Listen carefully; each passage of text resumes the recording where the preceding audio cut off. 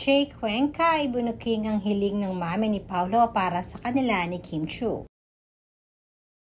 Hindi naman lingid sa kalaman ng lahat na mag-bestie itong sina Paolo Avellino at Jay Cuenca. Matatandaang matagal na din ang kanilang pagiging magkaibigan simula pa nang sila ay magsimula sa showbiz industry. May mga time pa nga na inamin ni Jake na sa kanilang muling pagsasama ni Paolo sa isang sitcom na What's Wrong with Secretary Kim ay kinakabahan siya dahil na rin sa magaling na aktor itong si Paolo Avellino. Marami di umano silang napapag-usapan during their spare time lalong-lalo na sa set noon. At ang isa na nga dito ay pagdating sa kanilang craft. Dahil si Paolo daw kasi ay talagang siniseryoso ang kanyang work bilang isang aktor.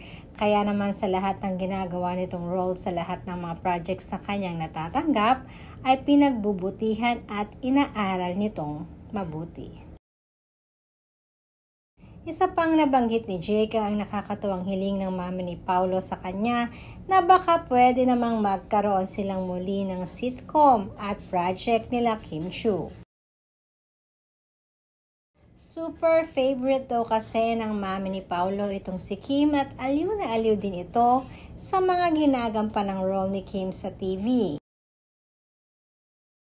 Minsan dumalaw ito sa set ay pinagluto pa di umano ng mami ni Paolo si Kim ng traditional dish ng mga taga-Benguet na pinikpikat. Dahilan upang lalong matuwa ang napakaraming Kim Pao fanatics dahil maging ang mami pala ni Paolo ay bet na bet itong si Kim para sa kanyang anak na si Paolo.